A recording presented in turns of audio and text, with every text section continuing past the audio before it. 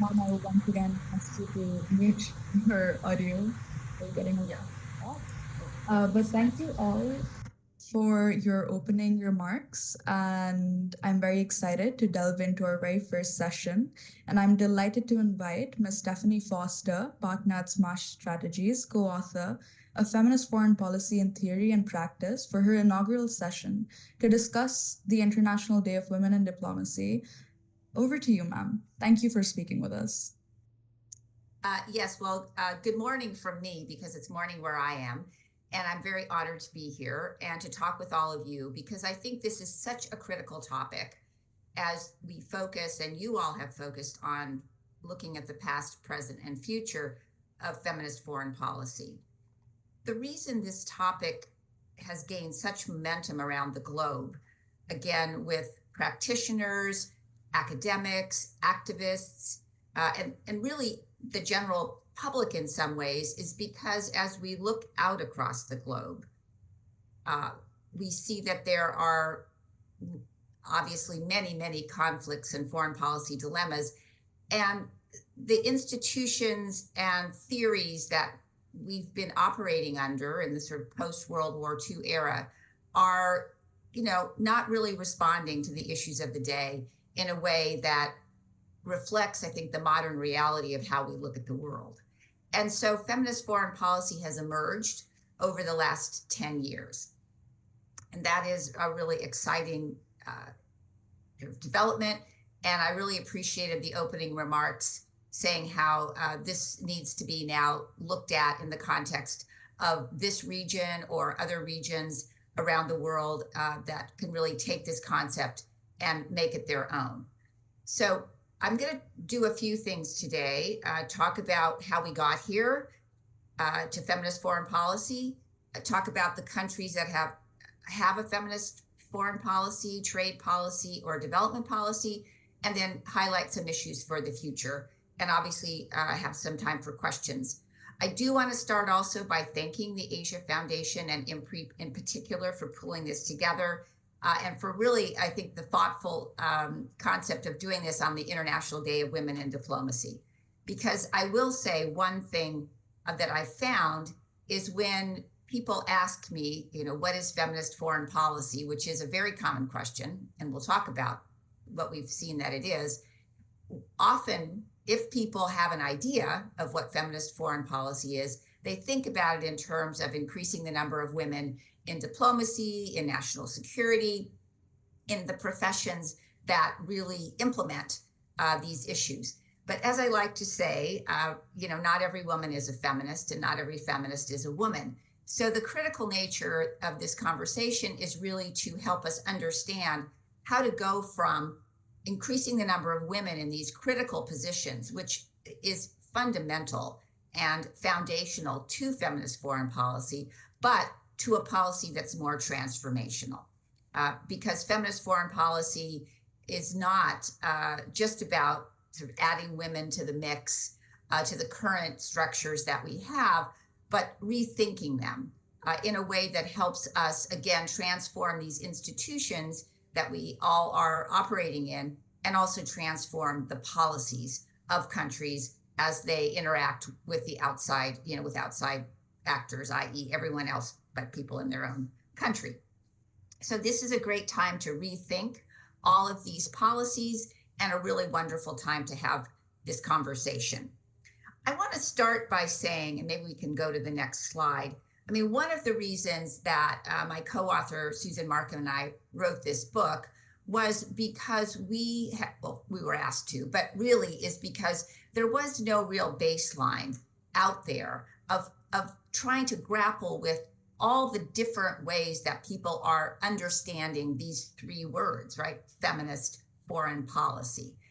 The first time on the international stage that these three concepts came together in terms of establishing a feminist foreign policy was 10 years ago in 2014, when Margot Wallström, the then foreign minister of Sweden, announced that Sweden would have a feminist foreign policy. Sweden was the first country, and it has been, for 8 years, it had a feminist foreign policy. Spoiler alert, it did, rescind its feminist foreign policy when a new government came in 2022. But really, it did develop a lot of these critical concepts that countries around the world are using. And feminist foreign policy really, again, as Sweden looked at it, was a way to kind of increase representation and think about foreign policy in a more gender focused way. I think the critical thing as we have this conversation is that this has been an evolving set of concepts. Sweden started the conversation, but with not a fully developed, I think, concept of what a feminist foreign policy would be. And that has evolved over time, especially as more countries have developed either a feminist foreign policy, a feminist development policy, or a feminist trade policy. Some countries have two of the three. Some countries almost have three. Some countries just say they have a feminist foreign policy. But it's really critical to understand that there's no one definition. This is really frustrating to people.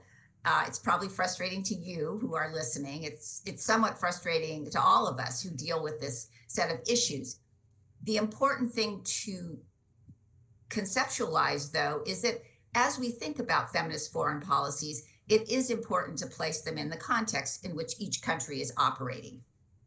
And as we'll see in this conversation, and I'll talk a little bit about it more, each country that has developed these policies has done it slightly differently. But we see across the 16 countries right now that, again, either have a feminist foreign, trade, or development policy, that they tend to have four fundamental things in common. Again, each country is different. Each country comes to this with its own place in the global kind of hierarchy and order, and the regions are different, and each country is dealing with a different history of their foreign policy and how they view gender equality and feminism. But as we saw across these countries, there are four things that a feminist foreign policy tends to have. And I'm going to talk about them right now. They're on the slide. And by the way, I assume we can share these slides, so please feel free. If you don't want to take notes, you can, I think, take the slides. But the first is that gender equality is both a goal of foreign policy and a strategy. As we saw in the video, and I'm sure most of you know because you work on these issues and you study them, when countries are, the more gender equal countries are, the better their outcomes are, both domestically in terms of stability and security and women having more choices in their lives and the ability to control their lives, but also countries that are more gender equal tend to be engaged less in conflict. They tend to be countries that don't start conflict as readily. They tend to be countries that engage in the international community more. They tend to be, countries that engage in sign more treaties. They're leaders in trying to really shape the policies that bring us to a more prosperous, safer, and more secure world. They tend to address issues like climate change more, and all the panoply of issues that we as a globe are really grappling with right now. So the first thing is that gender equality is a goal of the foreign policy, but it's also seen as a strategy to, in fact, lead to better outcomes that are better for foreign policy and developing national security outcomes that lead to a more, safer, secure, and prosperous world. The second thing, which is very critical to feminist foreign policies around the world, is a broadened definition of security. We, especially I would say in the United States, but I think globally, often think of security in a very militarized way. Security is what we think about armed forces or police forces, kind of ensuring that we're safe.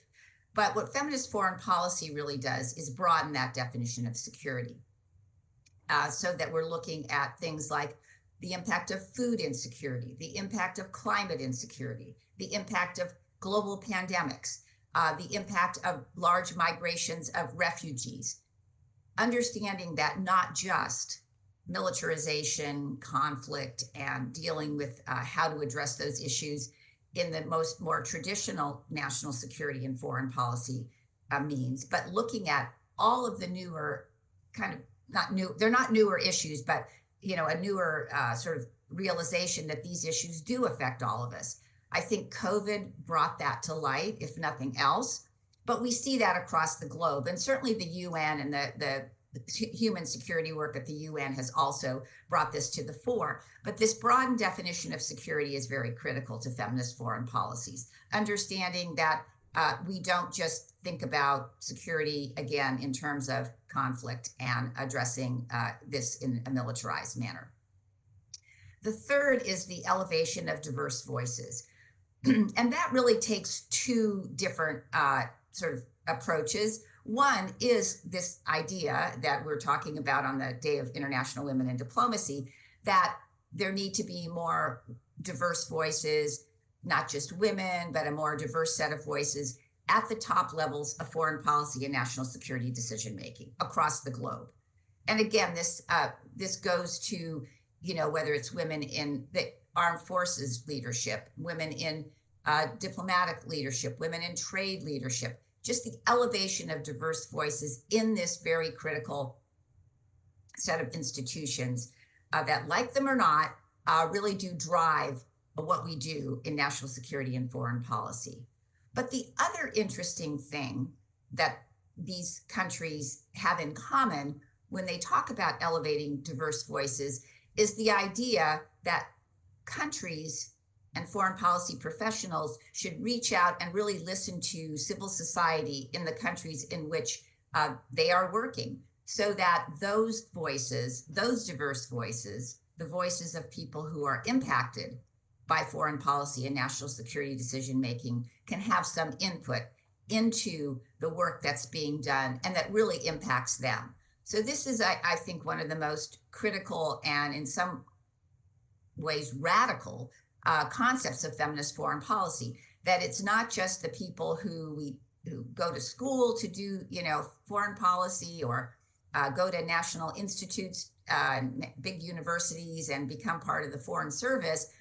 It's not just those people who should have an impact on foreign policy, but the voices of those who are actually seeing what those foreign policy decisions mean to them on a daily basis. And the fourth thing is, I think, also very radical, kind of hard to, in some ways, grapple with, but this idea that foreign policy should address historic power imbalances. We think about that in terms of how money gets spent, right? How countries spend their resources. And I think we all know that when you look at how money gets spent, you get a very good sense of people's priorities. And certainly the idea is in a feminist foreign policy to really look at how to more right-size spending on defense and the military versus diplomacy and development, because those things they're all important, but countries do tend to right now spend more on defense than they do on diplomacy and development. It's certainly true here in the United States, and it is true in many, many countries across the globe. And again, this brings in this issue of addressing how to listen to those who are impacted by our foreign policy. And in some cases, in feminist foreign policy, really looking to address systemic issues, such as the impact of patriarchy, colonialism, racism. Those issues, I think, are the most challenging because there's a spectrum of views about what feminist foreign policy really is, from people who are much more focused on changing institutions and are institutionalists, to really rethinking whether we need these institutions in the manner in which they are constructed today. Full and fair disclosure, and I'm an institutionalist. I worked at the US State Department. I'm somebody who really has grappled with this in terms of, in the US, for example, what we can do to really ensure that we transform the State Department, the Defense Department, USAID. But my co-author, I would say, is more somebody who thinks about how, are these institutions still kind of right-sized and right for the day, these issues of the day. So there's a spectrum of thought about feminist foreign policy. And I will say this, to pinpoint this, and I think maybe this will come up in the questions, civil society certainly has a different view of what feminist foreign policy is than governments do. Civil society tends, of course, to push us harder and really get people engaged and asking more kind of systemic questions about what a feminist foreign policy really means. Is it, or should it be, more than just this idea that you add women to the mix, or you add feminists to the mix and sort of stir, right? Add women and stir. Is that enough? And I think most people would say no, but how far you take that is very critical to this concept of feminist foreign policy. So next slide. Yes, I think this now goes to this question of the past. How did we get here? What are the concepts that have brought us to feminist foreign policy? In a lot of ways, as we were writing the book, we spent a lot of time thinking about this, because in some kind of conversations, people seem a little stunned that there's something, called feminist foreign policy, or that these concepts have come together. But really, when you look at across, really hundreds of years, but even the last 100 years, feminist foreign policy has arisen from so much work that's been done by civil society, by activists, both within and within governments, in terms of what international institutions like the UN have done, and country governments, but really civil society, women's rights movements and organizations across the globe, human rights movements across the globe. And these concepts have really come together, building on the early concepts of human rights in the UN founding documents, and even before that, of course, women's rights and peace movements. And also, obviously, this concept of, it's not just about women's rights, but it's about transformational change. And so these are some of the key concepts. One of the most important, which I think is the next slide, has been the movement for women, peace, and security. Actually, let's go to the next, and we'll come back to countries with a feminist foreign policy in a minute, because I think I put these slides out of order a bit. So as I think most of you know, the UN Security Council passed the original Women, Peace, and Security resolution and framework in 2000. And this has been really transformational in a lot of ways, and in some ways not transformational enough. This is, again, a set of 10 resolutions really focusing on the critical need of women to be engaged in conflict resolution, conflict prevention, and conflict mediation. This is, again, similar to feminist foreign policy. Often people say, oh, WPS, as we call it, is a sort of Western global North concept, and how is it really relevant? And really, that's not true, because most of the groundswell for the Women, Peace, and Security resolutions came from the global South.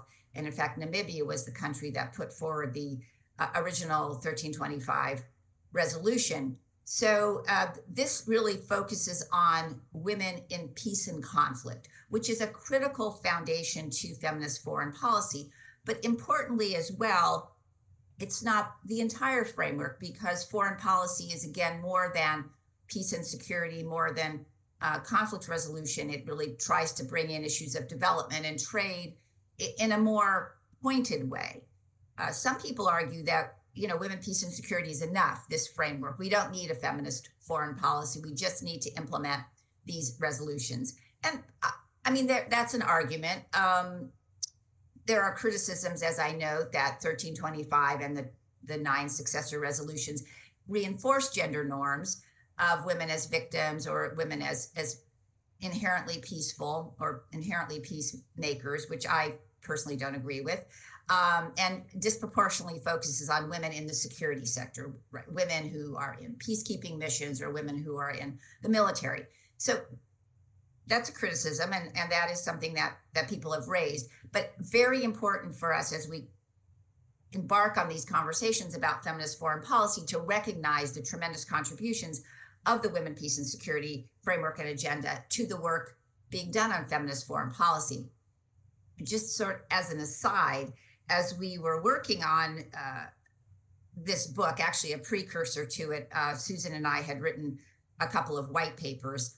We did a survey of actors, in the U.S., in the sort of U.S. context, who who was working on in civil society, who was working on feminist foreign policy, and who was working on women, peace, and security. And we assumed that these would be the same people, and we were wrong. Never assume anything. As we did this mapping exercise, we found that in the Venn diagram, right, of feminist foreign policy and women, peace, and security, there were very, very few people who were working on both. We were two of them. There weren't more than 10 more in our mapping. Not that this was a comprehensive mapping, but it was an interesting point in time. This was maybe 5 years ago, where we saw very, very little overlap. There's more now, but it's an interesting tension between practitioners who really focus on women, peace, and security and those who focus on feminist foreign policy. All right, so that's sort of the past. I'm going to go to the present, which you can go back one slide. Sweden, as I said, was the first country to adopt a feminist foreign policy in 2014, 10 years ago. They did rescind their feminist foreign policy in 2022 when a new government came in.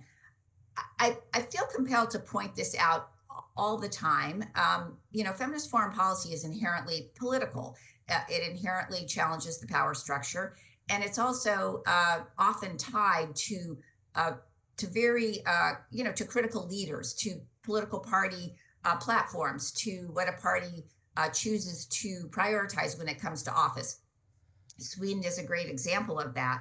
When the new, more conservative party came into power in Sweden in 2022, its first two foreign policy announcements were, number one, that it would support Ukraine in the conflict with Russia and put more resources towards arming Ukrainians. And secondly, it would rescind its feminist foreign policy. Interestingly, saying one thing that I think Ambassador Reddy said, I believe, which was that the word feminist was, off-putting to many people.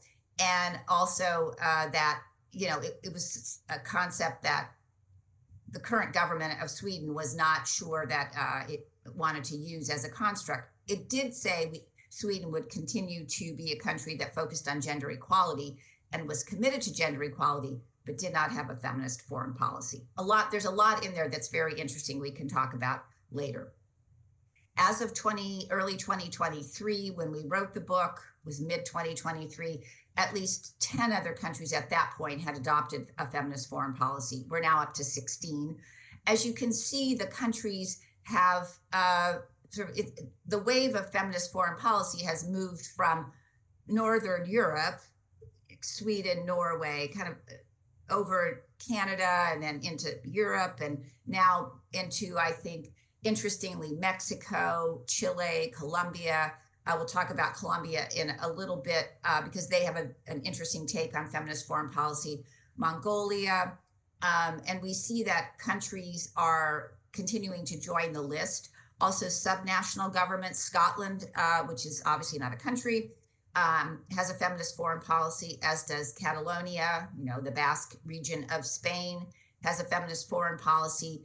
And just as something to look at in the upcoming UK elections, the Labour Party has committed to a feminist foreign policy in its policy platforms in this election. So if the Labour Party indeed wins in the UK, it will be very interesting to see what the UK does to try to implement a feminist foreign policy.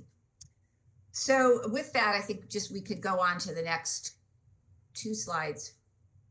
Okay. So critical as we talk about this, I just want to highlight a few things, and then I'm going to just move to the future and stop for questions. As we found out, I think it's very important to continue to think about the need for political will and leadership commitment in countries with a feminist foreign policy. Obviously, Sweden is a great example of leadership commitment going away. But this is also true when we think about who leads our foreign policy institutions. I'm a firm believer that personnel is policy. It matters who are in the jobs at the very top level, but really at every level, so that we're ensuring that there's really political will to continue these conversations. It's easier to say you have a feminist foreign policy than to actually implement one. Critical also is to be committed to structural and institutional change, increasing the representation of women and other underrepresented groups across government, and making sure you're willing to spend money. Because again, as we discussed before, how you spend money really reflects your priorities. So where do we go for the future? And I would say, by the way, I see a question that just popped up. I can't read all the questions, but I will say the United States does not have a feminist foreign policy. I'm going to talk about the US briefly in a minute. So if we go to the next slide, I can do that as part of the next conversation. So here's the future. By the way, you all are the future of feminist foreign policy, every single one of you on this webinar, and every single one of you who are listening or thinking about this, because really it's up to everybody who cares about this to help shape feminist foreign policy in the place where they are. So it's not a one-size-fits-all kind of concept, but a few things to highlight. There, as I said, new countries announcing support for feminist foreign policy in the last year or so. Colombia is very interesting because often as we go and talk about our book and talk about feminist foreign policy a lot, people will say, oh, so feminist foreign policy is pacifist. And that isn't necessarily true. And in fact, Colombia is the only country that has a feminist foreign policy that has made an explicit commitment to a pacifist approach to feminist foreign policy. Interesting given their history, interesting given everything that's gone on in that country with conflict and having a war with non-state actors, with the FARC, et cetera. It's the only country. And I think this, again, gets to the tension between what is feminist foreign policy. Some people, particularly civil society, would say that feminist foreign policy must be pacifist, whereas obviously most governments, with the exception of Colombia, that have one, don't take that approach. Many, countries that have a feminist foreign policy, many of them are fairly large arms exporters. That is part and parcel of, their foreign policy in a way, right? If you decide that that's what you're going to do as a country, is export arms, one might argue that's not a pacifist approach. But I do think that gets to the tension, and it's a very important conversation to have. There are, of course, ongoing efforts across civil society collaborations in government to really define feminist foreign policy and grapple with this concept. And then just to say, in the fall, there was a political declaration not on feminist foreign policy, but quote unquote feminist approaches to foreign policy at the UN General Assembly. And 19 countries signed on. And these 19 countries were sort of different, the same, but a little bit different set of countries that really said that they're interested in taking a feminist or more gendered approach to foreign policy. I think importantly, and here's where I'll just touch on the US, it's not easy to say you have a feminist foreign policy, but as I said, it's easier to say it than do it. And I encourage all of us to look at the countries that say they have a feminist foreign policy and really be analytical. Some countries say they have a feminist foreign trade or development policy and are really trying to implement those policies in a very sustained way. Civil society is most often doesn't think they're doing enough, but there are countries that are doing that. There are countries that say they have a feminist foreign policy that really, in our analysis from writing the book, aren't really doing that. They say they have one. Maybe they don't have a lot of political will around it, or one or two people at the very top do. So there are countries that I think don't live up to that expectation. And then there are countries that are doing a lot for addressing gender inequalities that don't say they have a feminist foreign policy. I mean, the US, I would argue, is in that category to some extent. We obviously need to be doing more. We don't have an explicitly feminist foreign policy, and I don't know that we will have one in the foreseeable future. This administration has taken steps to establish a gender policy council at the White House to really do things that I think that many countries that have a feminist foreign policy have done, but we don't have one explicitly. And I think there are other countries that fall into that category as well. And so it's critically important as we have this conversation to really grapple with that as well. And it does go again to this word, feminism. Do countries want to have that label on their foreign policy? And some do, and clearly many don't. And the question is, it's up to really activists in countries to really push on the issues and on their leaders, their leaders both in the domestic and foreign policy sphere, to think about how to adopt a feminist foreign policy. The last thing I would say that's critical, and I say this in particular with regard to the US, but I think it's true everywhere, domestic policy is foreign policy. And one of the things that we are seeing more and more is really people holding that out, which is to say, and this is, I just comment as an American and as a former diplomat, it's true, as the US goes out and engages diplomatically around the world. This is true for every country, but I'll just say with the US, we get judged by what happens at home. And so we as we should be, right? So if we are out as a government advocating for gender equality in a country, or advocating for certain kinds of laws, and we don't have those same laws in our country, I think that does have an impact on our ability to say that we have a kind of a consistent set of policies across the domestic and foreign policy spheres.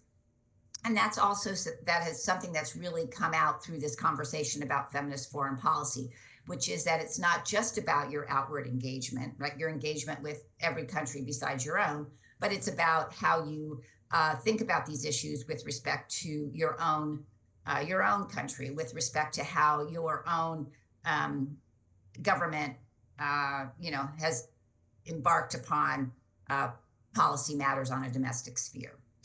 So with that, I'm going to close. I just want to say, I think, again, this is such a critical topic. There's so much in it to have conversations around. And you, again, the people on this call and the other people who you work with or think about working with, are so critical to this conversation. So I'm just going to, I think the last slide is the book. So we, again, if people are interested, our book on feminist foreign policy is available on Amazon. I can also put a link in the chat later. But it really, again, talks a lot about what we've talked about here today. But I want to close with saying this is, I think, one of the new and exciting paradigms of foreign policy that people are grappling with all over the world. And so it's exciting because it's new. It's exciting because it provides us with a way to think about foreign policy differently, by centering gender equality, by centering its impact on women and girls. But it also means that there's a lot of room for people to really work on these concepts, because it's not set in stone. It's not, frustratingly, maybe, but maybe in a good thing, it's not something that we know this is what a feminist foreign policy is going to mean for every country. We don't know that. It's inherent upon civil society actors and the government, academics in countries around the world, to think about what a feminist foreign policy means for their country, and what it means for their region, and what it means for their outward engagement in the world. So I'm going to close there. I want to thank you so much. And of course, we have time for questions, and I will rely on Impri, I think, to sort of identify the questions. And again, thank you so much for asking me. It's really an honor to be here with you.